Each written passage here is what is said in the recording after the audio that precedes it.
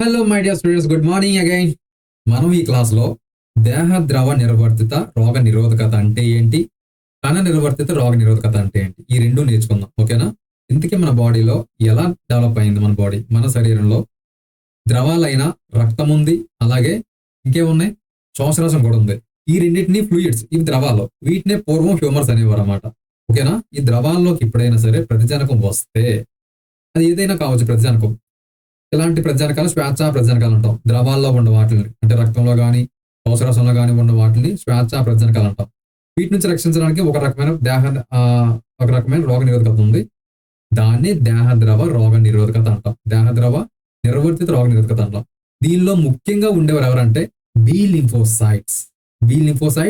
వీటికి హెల్ప్ చేయడానికి tea helper cells. ఈ సెల్స్ లో టీ లింఫోసైట్స్, సార్ ఇవి ఎక్కడి నుంచి వచ్చినాయి అంటే, టీ లింఫోసైట్స్ అంటే థైమస్ గ్లాండ్ ఉంది కదా, హార్ట్ పైన చిన్న గ్లాండ్ ఉంటుంది, అక్కడ డెవలప్ చెందాయి కాబట్టి వీటిని టీ లింఫోసైట్స్ అంటాం. బోన్ మ్యారోలో అంటే అస్థి మధ్యలో బాగా డెవలప్ అవుతాయి కానీ వీటిని బి లింఫోసైట్స్ అంటాం. ఈ రెండింటితో దేహద్రవ నిర్వర్తిత రోగ నిరోధకత డెవలప్ అవుతుంది. B lymphocytes, T helper cells. మళ్ళీ టీ హెల్పర్ సెల్స్ లో ఒక్కొక్కడు ఉన్నాడు, వాడి గురించి ఇక్కడ చెప్పను నేను. T helper cells, B lymphocytes, ఈ రెండింటి సహాయంతో దేహద్రవ నిర్వర్తిత రోగ నిరోధకత అభివృద్ధి చెందుతుంది. ఎప్పుడైనా సరే స్వేచ్ఛా ప్రతిజనకాలు అంటే రక్తంలోకి వచ్చిన శ్వాసరసంలోకి వచ్చిన ప్రతిజనకాలని ఇవి అటాక్ చేస్తాయి అన్నమాట. అంతే, సింపుల్ గా చెప్పాలంటే. అంతకంటే ముందు మీరు 2 పాయింట్స్ తెలుసుకోవాలి. బి లింఫోసైట్స్ ఎలా మెచ్యూర్ అవుతాయి, అవి క్రియాత్మక రోగ నిరోధక కణంగా ఏ విధంగా మారుతుంది, మారిన తర్వాత అది ఏ విధంగా ప్రతి దేహాన్ని ఉత్పత్తి చేస్తుంది, టీ హెల్పర్ సెల్ యొక్క ఉపయోగం ఏంటి, ఇది ఏ విధంగా యాక్టివేట్ చేయడంలో టీ హెల్పర్ సెల్ ఉపయోగపడుతుందో తెలియాలి. ఇంకో విషయం ఏంటంటే major histocompatibility complex class 1, 2 ఉంటాయి. ఏంట్రా బాబు ఇవన్నీ అంటే, ఓకే, ఇది important. Major histocompatibility complex class 1, class 2 అనే 2 ప్రోటీన్లు ఉంటాయి. ఎక్కడ ఉంటాయి అవి? మన శరీరంలో ఉన్న ప్రతి కణంలో కూడా, ఓకే, మన బాడీ మొత్తం కణాలే, ప్రతి కణంలో కూడా మేజర్ హిస్టో కంపాటబిలిటీ కాంప్లెక్స్ 1 అనే ప్రోటీన్ ఉంటుంది. గుర్తుపెట్టుకోండి, ప్రతి కణంలో ఉంటుంది, కానీ వాటి కేంద్రకాలు ఉండాలి. కేంద్రకాలు ఉన్న కణాల్లో మాత్రమే మేజర్ హిస్టో కంపాటబిలిటీ కాంప్లెక్స్ 1 ఉంటుంది. అంటే ఇక్కడ తెల్ల రక్త కణాల్లో కేంద్రకం ఉంటుంది, మరి ఎర్ర రక్త కణాల్లో, రక్త ఫలకికల్లో కేంద్రకాలు ఉండవు. కాబట్టి ఎర్ర రక్త కణాలు కానీ రక్త ఫలకికలు కానీ వాటి యొక్క కణ త్వచాల పైన మేజర్ హిస్టో కంపాటబిలిటీ కాంప్లెక్స్ 2 ఉండదు. కేవలం కేంద్రకాలున్న అన్ని దేహ కణాల్లోనూ మేజర్ హిస్టో కంపాటబిలిటీ కాంప్లెక్స్ 1 ఉంటుంది. మరి 2 ఎక్కడ ఉంటుంది? కేవలం తెల్ల రక్త కణాలైన B lymphocytes, monocytes, neutrophils, dendritic cells, Langerhans cells, తర్వాత నేచర్ కిల్లర్ సెల్స్, ఓకే, ఇవన్నీ సహజాంత కణాలు. వీటి యొక్క కణ త్వచాల పైన మేజర్ హిస్టో కంపాటబిలిటీ కాంప్లెక్స్ 2 ఉంటుంది. అంటే పైన ఉంటుందా, కణం లోపల ఉంటుందా అంటే క్లియర్ చెప్తా అక్కడ మీకు. కణం లోపల అనేక కణాంగాలు ఉంటాయి, వాటిలో రైబోజోమ్స్ కూడా ఉంటాయి, అలాగే అంతర్జీవ ద్రవ్యజాలం కూడా ఉంటుంది. అంతర్జీవ ద్రవ్యజాలం పైన రైబోజోమ్స్ ఉంటాయి. ఈ రైబోజోమ్స్ ఏం చేస్తాయంటే ఒక రకమైన ప్రోటీన్ సంశ్లేషణ చేస్తాయి. ఆ ప్రోటీన్ పేరే మేజర్ హిస్టో కంపాటబిలిటీ కాంప్లెక్స్ అన్నమాట. క్లియర్ కదా? ఇప్పటికి మేజర్ హిస్టో కంపాటబిలిటీ కాంప్లెక్స్ ఎవరు సంశ్లేషణ చేశారు? రైబోజోమ్స్. రైబోజోమ్స్ ఎక్కడ ఉన్నాయి? గరుకు అంతర్జీవ ద్రవ్యజాలం పైన ఉంటాయి. ఇవి ఏం చేస్తాయి? ఒక రకమైన ప్రోటీన్ సంశ్లేషణ చేస్తాయి. ఎందుకు చేస్తాయి అంటే ఏదైనా ప్రతిజనకం కణం లోపలికి వచ్చింది అనుకుందాం, అది కణం లోపలికి వచ్చిన ప్రతిజనకం మన శరీరానికి సంబంధించిన ప్రోటీనా లేదంటే శరీరానికి సంబంధించని అవతల ప్రోటీనా తెలుసుకోవడానికి ఉపయోగపడతాయి మేజర్ హిస్టో కంపాటబిలిటీ కాంప్లెక్స్ అనేవి. ఒకవేళ మన శరీరానికి సంబంధించింది కాదు అనుకుందాం, అరే మన బాడీలోకి వచ్చింది అంటే మన శరీరం లోపలికి వచ్చిన ప్రతిజనకం మనది కాదు, కాబట్టి మన శరీరం లోపల ఫాగోజోమ్, లైసోజోమ్ అనే రెండు కణాంగాలు ఉంటాయి కణం లోపల. ఇవి ఏం చేస్తాయంటే వచ్చిన ప్రతిజనకాన్ని అటాక్ చేస్తాయి. ఫాగోజోమ్ అటాక్ చేసిన తర్వాత అంటే కణం ఒక త్వచంలాగా అలా పట్టేసుకుంటాయి. ఇప్పుడు లైసోజోమ్ ఏం చేస్తుంది అంటే ఆ ఫాగోజోమ్ లోకి వెళ్ళిపోయి లైసోజోమ్ లో ఉన్న ఎంజైమ్ సహాయంతో ఆ ప్రతిజనకాన్ని చిన్న చిన్న ముక్కలుగా కట్ చేస్తుంది. సింపుల్ గా ప్రతిజనకం అంటే ఏంటి? ఒక ప్రోటీన్. ఆ ప్రోటీన్ ని చిన్న చిన్న పెప్టైడ్లుగా కట్ చేయడానికి లైసోజోమ్ ఉపయోగపడుతుంది. ఈ ఉన్న ముక్క ఉంది కదా, పెప్టైడ్ ఫ్రాగ్మెంట్, ఆ పెప్టైడ్ ఫ్రాగ్మెంట్ ని అంతర్జీవ ద్రవ్యజాలం పైన ఉన్న మేజర్ హిస్టో కంపాటబిలిటీ కాంప్లెక్స్ గ్రహించి దాన్ని ఎండోజోమ్ సహాయంతో బయటికి ప్రజెంట్ చేస్తుంది. ఎక్కడ బయటికి? కణత్వచం పైకి. ఓకేనా? శరీరం అంటే కణం లోపల నుంచి బయటికి ప్రజెంట్ చేస్తుంది. ఇదిగో నేను ఒక చిన్న ఫ్రాగ్మెంట్ తీసుకొచ్చాను, ఇది మన బాడీకి సంబంధించింది కాదు. ఓకే, ఇది మన బాడీకి సంబంధించిన కాని ప్రోటీన్, అది పెప్టైడ్. కాబట్టి మీరు దీన్ని ఏమైనా చేయండి, అంటే నా లోపల ఆల్రెడీ ఫ్రాగ్మెంట్స్ ఉన్నాయి, నన్ను ఏమైనా చేసుకోండి అని ఇన్ఫెక్టెడ్ సెల్ చెప్తుంది అనమాట. క్లియర్ కదా? ఇలా బయటికి తీసుకురావడానికి ఎంఎస్సి ఉపయోగపడుతుంది. అంటే దేన్ని తీసుకొస్తుంది? ప్రతిజనక అణువుని, చిన్న ఫ్రాగ్మెంట్ ని. ఇప్పుడు మిగతా స్టోరీ అంతా నడుస్తుంది అనమాట. క్లియర్ కదా ఇక్కడికి? ఇప్పుడు శరీరం లోపల 2 కణాలు అని చెప్పాను కదా, ఒకటి మేజర్ హిస్టో కంపాటబిలిటీ కాంప్లెక్స్ 1 కలిగిన కణాలు, ఎవరెవరో అన్ని కణాలు కూడా ఉంటాయి. 2 ఎవరి దగ్గర ఉన్నాయి? లింఫోసైట్స్, మోనోసైట్స్, డెండ్రైటిక్ సెల్స్, మ్యాక్రోఫేజ్లు, ఫాగోసైట్స్, ఇవన్నీ కూడా 2 ఉంటాయి. దీనివల్ల ఉపయోగం ఏంటంటే, ఇక్కడ కేవలము ట్యూమరల్స్ లోకి ఎంటర్ అయింది అనుకుందాం ఏదైనా, అంటే దేహ ద్రవాల్లోకి ఏదైనా ప్రతిజనకం ఎంటర్ అయినప్పుడు మన శరీరంలో ఆ ద్రవాల్లోనే మోనోసైట్స్ ఉంటాయి, తెల్ల రక్త కణాలు ఉంటాయి. తెల్ల రక్త కణాలు ఏం చేస్తాయి? ఆ ఫ్రీ యాంటీజన్ ఏదైతే స్వేచ్ఛ ప్రతిజనకం ఉందో శరీర ద్రవాల్లో, దాన్ని లోపలికి ఎన్గల్ప్ చేసుకొని లోపలికి స్వీకరించి దాన్ని చిన్న చిన్న ముక్కలుగా కట్ చేసి బయటికి ప్రజెంట్ చేస్తాయి అనమాట. ఓకేనా? మోనోసైట్సే. ఓకే, అర్థమైందా కదా? ఇక్కడ ఇటువంటి దేహద్రవ నిర్వర్తిత వ్యవస్థలో శరీర కణాలకు సంబంధం లేదు. దేహ ద్రవాల్లో ఉన్న మోనోసైట్, దేహ ద్రవాల్లో ఉన్న ప్రతిజనకం, వీటి మధ్య కథ నడుస్తుంది. వీటికి హెల్ప్ చేయడానికి టీ హెల్పర్ సెల్స్ ఉంటారు. క్లియర్? ఇక్కడికి క్లియర్ అనుకుంటున్నాను నేను. ఇంకా చాలా చాలా మాట్లాడుకోవడానికి. ఇప్పుడు దేహ ద్రవంలోకి వచ్చిన ఏదైనా ప్రతిజనకాన్ని ఏ విధంగా గుర్తిస్తాయి తెల్ల రక్త కణాలు చూద్దాం. మొదటిది గుర్తిస్తాయి అన్నమాట. ఎలా గుర్తిస్తాయి? దేంతో గుర్తిస్తాయి? మేజర్ హిస్టో కంపాటబిలిటీ కాంప్లెక్స్ 2 అనే ప్రోటీన్ ఉంది బి లింఫోసైట్స్ లోపల. అంతే కదా? ఎండోప్లాస్మిక్ రెటిక్యులం పైన మేజర్ హిస్టో కంపాటబిలిటీ కాంప్లెక్స్ 2 ఉంది. 2 గుర్తుపెట్టుకోండి, 2 కన్ఫ్యూజ్ అవ్వద్దు. ఇది గుర్తిస్తుంది. గుర్తించి ఏం చేస్తుంది? ఫంక్షనల్ ఇమ్యూన్ సెల్ గా మారుతుంది. ఏదైతే ఇప్పుడు నేను ఒక మోనోసైట్, క్లియర్, నేను బ్లడ్ లో ఉన్నాను లేదా లింఫ్ లో ఉన్నాను, ఏదో ప్యాథోజన్ వచ్చింది నా లోపల దూరింది. ఇప్పుడు నేను ఏం చేయాలి? నా లోపల ఏముంది? మేజర్ హిస్టో కంపాటబిలిటీ కాంప్లెక్స్ 2 ఉంది. అప్పుడు దాన్ని ఏం చేస్తుంది? ఏదో ప్రాసెస్ చేసి బయటికి నేను మేజర్ హిస్టో కంపాటబిలిటీ కాంప్లెక్స్ 2 చేత ఇలా స్కిన్ పైకి ఎగ్జిబిట్ చేస్తాను, మేజర్ హిస్టో కంపాటబిలిటీ. ఓకే, దాని చేత. సో అంతకంటే ముందు నేను క్రియాత్మక రోగ నిరోధక కణంగా కొంచెం బిగ్ సైజ్ లో మారుతాను అనమాట. లైక్ ఇంకేం లేదు, అప్పుడు దాకా చిన్న మెచ్యూర్ సెల్ గా ఉన్న ఒక బి లింఫోసైట్ క్రియాత్మకంగా మారిందంటే కొంచెం లింఫో బ్లాస్ట్ గా మారుతుంది, చాలా పెద్దగా తయారవుతుంది. ఇది సెకండ్ స్టెప్. తర్వాత ప్రొలిఫరేషన్ ప్రొడ్యూసింగ్ ఆఫ్ యాంటీబాడీస్. క్రియాత్మకంగా మారిన తర్వాత ఇది ఏం చేస్తుందంటే చాలా ఫాస్ట్ గా విభజన చెందుతుంది. ఈ లింఫో బ్లాస్ట్ కాస్త విభజన చెందుతుంది. దేని విధంగా విభజన చెందుతుంది అంటే చూద్దాం తర్వాత. విభజన చెంది యాంటీబాడీస్ ప్రతిదేహాలను ఉత్పత్తి చేస్తుంది. క్లియర్ కదా? ఇప్పుడు లాస్ట్ లో ప్రతి జనకాలకి ప్రతిదేహాలకి మధ్య అనుచర్యలు జరుగుతాయి. ఈ 4 దశల్లో ప్రతిజనకాలను గుర్తించడము, క్రియాత్మక రోగ నిరోధక కణంగా మారడము. ఏ కణం మారింది? ఏ కణం అయితే ఇన్ఫెక్ట్ అయిందో ఆ కణం మారుతుంది. అదే ఏ కణం అయితే ప్రతిజనకాన్ని గుర్తించిందో ఆ కణం క్రియాత్మక రోగ నిరోధక కణంగా మారుతుంది. దాని తర్వాత అదే కణము విభజన చెంది అనేక యాంటీబాడీస్ ఉత్పత్తి చేస్తుంది ప్రతిదేహాలని.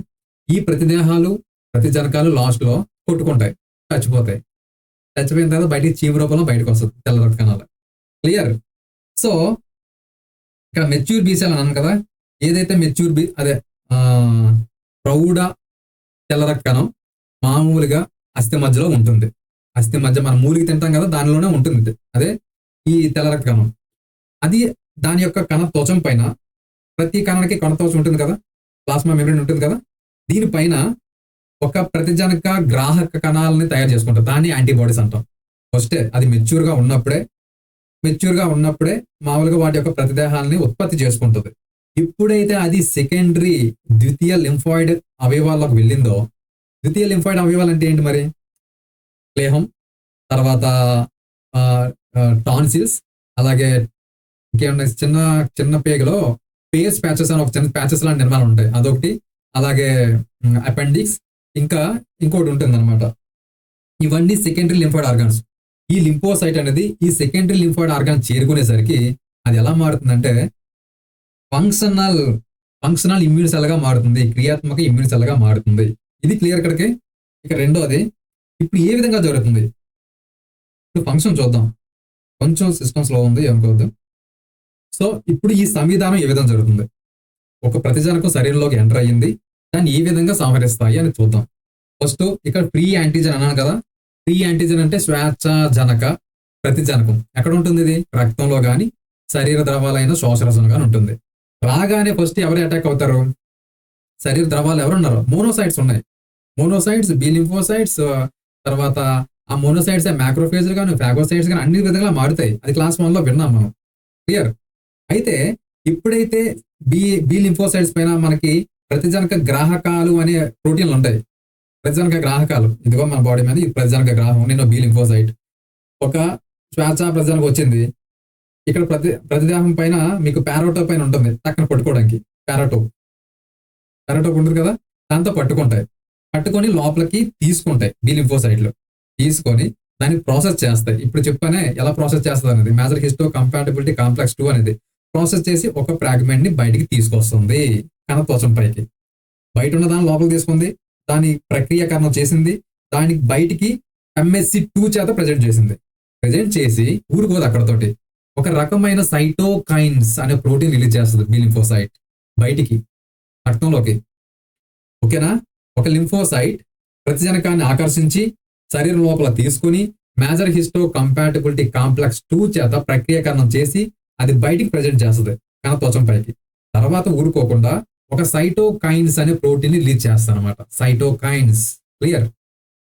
రిలీజ్ చేసిన తర్వాత చుట్టుపక్కల అలా తిరుగుతుంటాయి టీ హెల్పర్ సెల్స్ అనేవి. టీ హెల్పర్ సెల్స్ థైమస్ గ్రంథులు ఉంటాయి ఇవి. ఇవి గుర్తిస్తాయి, అరే సైటోకైన్స్ ఎవడో రిలీజ్ చేశాడు అంటే వాడు ఇన్ఫెక్ట్ అయి ఉన్నాడు. ఇన్ఫెక్టెడ్ సెల్స్ మాత్రమే సైటోకైన్స్ రిలీజ్ చేస్తాయి, గుర్తుపెట్టుకోండి. ఇన్ఫెక్ట్ అయితే సైటోకైన్స్ రిలీజ్ అవుతాయి కదా, ఈ రిలీజ్ అయిన బ్లడ్ లో ఉంటాయి కదా. టీ లింఫోసైట్స్ గుర్తించి, టీ లింఫోసైట్స్ అంటే పర్టికులర్ హెల్పర్ సెల్స్, టీ సహాయ కణాలు అంటాం. ఇవి గుర్తించి అరే పర్టికులర్ ఎవడో ఇన్ఫెక్ట్ అయ్యి ఉన్నాడో వాడి దగ్గరికి వెళ్ళాలని పరిగెట్టుకుని వెళ్తాయి. పరిగెట్టుకుని వెళ్ళి దానిపైన కూడా 2 గ్రాహకాలు ఉంటాయి, 2 ప్రోటీన్స్ ఉంటాయి. టీ హెల్పర్ సెల్ పైన 2 ప్రోటీన్స్ ఉంటాయి. ఇది ఒక చూడండి ఇక్కడ TCR అంటాం. TCR అంటే టీ కణ గ్రాహకము. దేనికి ఉపయోగపడుతుంది? ప్రతిజనకాన్ని స్వీకరించడానికి, ప్రతిజనకాన్ని గుర్తించడానికి. ప్రతిజనకం ఎవరు ప్రజెంట్ చేశారు? MSC ప్రజెంట్ చేస్తాయి. ఓకేనా? అది MSCయా కాదా అని గుర్తించడానికి ఈ టీ హెల్పర్ సెల్ పైన మళ్ళీ ఇంకొక ప్రోటీన్ ఉంటుంది, దాన్నే CD4 అంటాము. CD4 అంటే టీ హెల్పర్ సెల్ కణాల యొక్క ప్లాస్మా మెంబ్రేన్ పైన MSCని గుర్తించడానికి ఒక ప్రోటీన్ ఉంటుంది, దాన్ని CD4 అంటాము. కాబట్టి టీ హెల్పర్ సెల్స్ ని T4 సెల్స్ అంటాం. క్లియర్ కదా? ఇక్కడికి క్లియర్ కదా? క్లియర్ అనుకుంటున్నాను, లేదంటే రేవేటేస్తాను ఒక్కొక్కటి చెప్తున్నా. బి లింఫోసైట్ పైన ప్రతిజనకాన్ని ప్రజెంట్ చేసింది MSC. ప్రతిజనకంలో ఇక్కడ ఇదొక రకమైన MSC, దీని లోపల ప్రతిజనకం ఉంది. ఈ ప్రతిజనకాన్ని గుర్తించడానికి TCR ఉపయోగపడుతుంది. టీ హెల్పర్ సెల్ పైన TCR ఇక్కడ కూడా చూడండి, ఇది TCR. దీనివల్ల ఉపయోగం ఏంటంటే ఈ ప్రతిజనకం గుర్తిస్తుంది. ఇది MSC గుర్తించడానికి ఇంకొక రెడ్ కలర్, ఇదొకటి ఈ టెక్స్ట్ బుక్ లో క్లియర్ కనిపిస్తుంది, గుర్తిస్తుంది. అప్పుడు గుర్తించి టీ హెల్పర్ సెల్ కూడా ఒక రకమైన సైటోకైన్ 4, 5, 6, 10 ఇంటర్ల్యూకిన్స్ అంటాం వీటిని. ఓకే, ఈ తర్వాత అర్థమవుతుంది. టీ హెల్పర్ సెల్స్ కూడా యాక్టివేట్ అయ్యి మళ్ళీ వ్యతిరేక దిశలో బి లింఫోసైట్స్ కి కొన్ని ఇంటర్ల్యూకిన్స్ రిలీజ్ చేస్తుంది. ఇంటర్ల్యూకిన్స్ ఎవరు రిలీజ్ చేస్తారో? కేవలం హెల్పర్ సెల్స్ మాత్రమే రిలీజ్ చేస్తాయి. ఇంటర్ల్యూకిన్స్ కేవలం హెల్పర్ సెల్స్ మాత్రం రిలీజ్ చేస్తాయి. అవి ఇంటర్ల్యూకిన్స్ 4, 5, 6, 10 అంటాము. టెక్స్ట్ బుక్ లో ఉండవు అవి, మాకు అవసరం కాబట్టి చెప్తాము. ఇప్పుడు ఇవి ఇంటర్ల్యూకిన్స్ వల్ల బి లింఫోసైట్ ఏదైతే ఉందో అది కాస్త స్టిమ్యులేట్ అవుద్ది, ప్రతిస్పందిస్తుంది. ప్రతిస్పందించి పెద్ద బి లింఫోప్లాస్ట్ గా మారుతుంది అనమాట. పెద్దగా మారిపోద్ది. మారిపోయి ఏం చేస్తుంది తెలుసా? ప్రొలిఫరేట్ అవుతుంది, అంటే విభజన చెందుతుంది. విభజన చెంది ఒకటి ప్లాస్మా సెల్ గాను, ప్లాస్మా కణంగాను, ఇంకోటి జ్ఞప్తి కణంగాను మారుతుంది. జ్ఞప్తి కణంగాను ప్లాస్మా కణంగాను మారుతుంది అనమాట. ఈ జ్ఞప్తి కణం అనేది గుర్తుపెట్టుకొని ఇక్కడికి ప్రాథమిక రోగ నిరోధకత అనుక్రియ జరిగింది. ఇక్కడికి ఒకసారి ప్రతిజనకం వచ్చింది, బి లింఫోప్లాస్ట్ గా మారింది, అది విభజన చెంది ప్లాస్మా సెల్ గాను మెమరీ సెల్ గాను డివైడ్ అయ్యింది. ఓకేనా? ఇక్కడికి ప్రాథమిక అనుక్రియ, రోగ నిరోధక అనుక్రియ.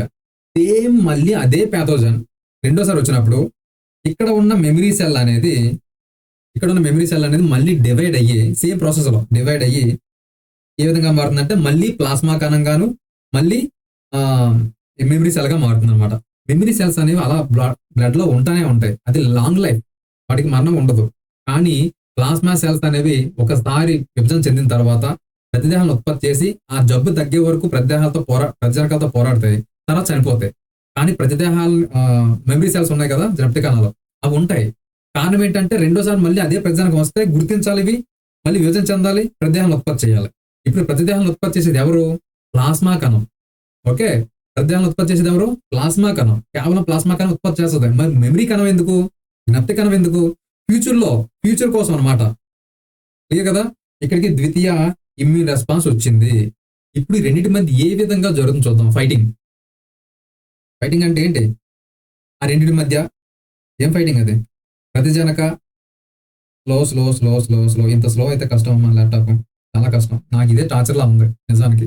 మన దగ్గర కంటెంట్ ఉన్న ప్రజెంట్ చేయడానికి నాకు టెక్నికల్ సపోర్ట్ కూడా కావాలి కదా. మీరేమో 2-3 నిమిషాలు చూసి వదిలేస్తారు. సార్ బాగుంది సార్, క్లాస్ బాగుంది సార్. సోది. సరే, ఇక్కడ ప్రతిజనక ప్రతిదేహ అణుక్రియలు ఏ విధంగా జరుగుతాయి చూద్దాం. మొదటిది తటస్థీకరణం చేస్తాయి. ఏంట్రా బాబాయ్, క్లారిటీ రావాలి కదా మీకు. ప్రతిజనకాలు ఉన్నాయి, ప్లాస్మా కణాలు అనేవి ప్రతిదేహాలను ఉత్పత్తి చేశాయి. నంబర్ ఆఫ్ ప్లాస్మా సెల్స్ ఏమో number of millions of army of immunoglobulins release చేశాయి. వాటినే యాంటీబాడీస్ అంటాం. ఇప్పుడు బ్లడ్ లో లేదా లింఫ్ లో ఎవరున్నారు? ప్రతిజనకాలు ఉన్నాయి, బోల్డ్ ఉన్నాయి. ఇక్కడ వాటిని ఎదుర్కోవడానికి ప్రతిదేహాలు కూడా ఉన్నాయి. ఈ ప్రతిదేహాలు ఎవరు ఉత్పత్తి చేశారు? ప్లాస్మా కణం. ఇది పాయింట్ ఎగ్జామ్ కి డైరెక్ట్ గా అడుగుతారు. ప్లాస్మా ప్రతిదేహాలను ఉత్పత్తి చేసేది ఎవరు? ప్లాస్మా కణాలు. ఓకే, సో ఇప్పుడు మన బ్లడ్ లో ప్రతిదేహాలు ఉన్నాయి, ప్రతిజనకాలు ఉన్నాయి. క్లియర్. ఇప్పుడు ఫైటింగ్ ఏ విధంగా జరుగుతుంది చూద్దాం ఈ రెండింటి మధ్య. మొదటిది న్యూట్రలైజ్ చేస్తాయి, అంటే తటస్థీకరణం చేస్తాయి. రెండోది గుచ్చీకరణం చేస్తాయి. 3 అవక్షేపం తయారు చేస్తాయి. 4 కాంప్లిమెంట్ ప్రోటీన్.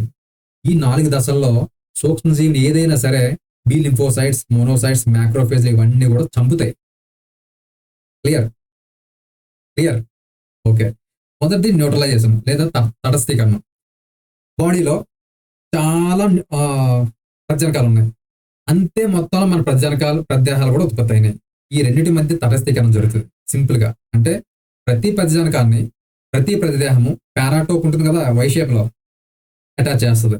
అంటే 2 ఉంటాయి, ఇక్కడో పారాటోప్, వై షేప్ లో ఉంటుంది కదా ప్రతిదేహం. ఇక్కడో ప్రతిజనకం అంటుకుంటుంది, ఇక్కడో ప్రతిజనకం. ఆ విధంగా మొత్తాన్ని న్యూట్రలైజ్ చేసుకుంటాయి, తటస్థీకరణం చేస్తాయి. తటస్థీకరణం చేయడం వల్ల ఉపయోగం ఏంటంటే అదే బ్లడ్ లో చుట్టుపక్కల భక్షక కణాలు ఉంటాయి. ఎవరో భక్షక కణాలు? ఇంకెవరు? Monocytes, neutrophils. ఇవే భక్షక కణాలు. అంటే మీకు 8th లోనో 9th లో నేర్చుకుంటారు అన్నమాట. స్థూల భక్షక కణాలు అని, మ్యాక్రోఫేజ్ ఎవరాలు? మోనోసైట్స్ అమ్మా, మోనోసైట్స్ అంతే. శరీర వివిధ అవయవాల్లో ఉన్న మోనోసైట్స్ నే మనం మ్యాక్రోఫేజ్లు అంటాం. ఈ మ్యాక్రోఫేజ్లు, ఈ ఫాగోసైట్స్, స్థూల భక్షక కణాలు, సూక్ష్మ భక్షక కణాలు ఇవన్నీ వచ్చి అక్కడ గుచ్చీకరణం ఏదైతే తటస్థీకరణం జరిగిందో వాటిని లోపలికి ఎన్గాప్ చేసుకొని ఫాగోసైటోసిస్ జరుగుతుంది అనమాట, చంపేసుకుంటాయి. ఇది ఒకటి. ఇంకా రెండోది గుచ్చీకరణం. సేమ్ ప్రాసెస్ జరుగుతుంది. ఏదైతే ప్రతిజనకం వచ్చి అంటుకుంటుంది పారాటోప్ కి, ఎపిటోప్ తో. సో ఇది కూడా ఏ విధంగా ఉపయోగపడుతుంది అంటే ఇంకొక న్యూట్రోఫిల్స్ ని, మోనోసైట్స్ ని అట్రాక్ట్ చేసి ఫాగోసైటోసిస్ కి అలో చేస్తాయి అనమాట, చచ్చిపోతాయి. ఇంకా థర్డ్ది ప్రెసిపిటేషన్, ఒక అవక్షేపంలో ఏర్పడతాయి. అంటే నీటిలో కరిగేవి, నీటిలో కరగని అన్నట్టు. గుచ్చీకరణంలో నీటిలో కరగో, జస్ట్ అలా పట్టుకొని ఉంచుతాయి ప్రతిజనకాలని ప్రతిదేహాలు. కానీ అవక్షేపం అలా కాదు. కొన్ని ప్రతిజనకాలు కరిగిపోతాయి, కొన్ని కరగని వాటిలో జస్ట్ ఒక అవక్షేపంలా ఉంటుంది. ఈ అవక్షేపం చూసిన వెంటనే న్యూట్రోఫిల్స్, మోనోసైట్స్ ఏం చేస్తాయంటే జస్ట్ ఎన్గల్ఫ్ చేసుకుంటాయి. ఎన్గల్ఫింగ్ అంటే లోపలికి స్వీకరించి లైసిస్ చేస్తాయి అన్నమాట. ఇంకా next important complement proteins. Complement proteins అంటే ఎవరంటే ఇవి స్వేచ్ఛా ప్రోటీన్లు ప్లాస్మాలో కానీ కణ త్వచాల పైన ఉంటాయి. ఒక 20 నుంచి 30 వరకు కలిసి ఉంటాయి. కలిసి ఉండి ఆక్సిజన్ వచ్చిన తర్వాత యాక్టివేట్ అవుతాయి. అప్పుడు దాకా అచేతన స్థితిలో ఉంటే యాక్టివేట్ అవుతాయి. యాక్టివేట్ అయ్యి జస్ట్ 2 రకాలుగా చంపుతాయి. ఒకటి అప్సోనైజేషన్ అంటాం, రెండోది మెంబ్రేన్ అటాక్ కాంప్లెక్స్ అంటాం. అంటే త్వచ దాడి సంక్లిష్టం. త్వచ దాడి సంక్లిష్టం తెలుగులో మరి అలా ఉందో పరిస్థితి అది. ఓకేనా? మెంబ్రేన్ అటాక్ కాంప్లెక్స్ గాను అప్సోనైజేషన్ గాను 2 విధాలుగా ప్రతిజనకాలను చంపుతాయి. మొదటిది ఏంటంటే అప్సోనైజేషన్ అంటే ఏంటి? ఇవి ఈ పరిపూరక ప్రోటీన్లు అన్నీ కలిసి ఓకే ప్రతిజనకం పైన అంటుకుపోతాయి. ఒక కోట్ లాగా, ఒక ఆచ్ఛాదనలాగా అంటుకొని చిన్న చిన్న కణాలు చేస్తాయి అన్నమాట ప్లాస్మా త్వచంలోకి. దేనిలోకి? ప్రతిజనకం యొక్క కణ త్వచంలోకి చిన్న చిన్న కణాలు చేస్తే పరిపూరక ప్రోటీన్లు.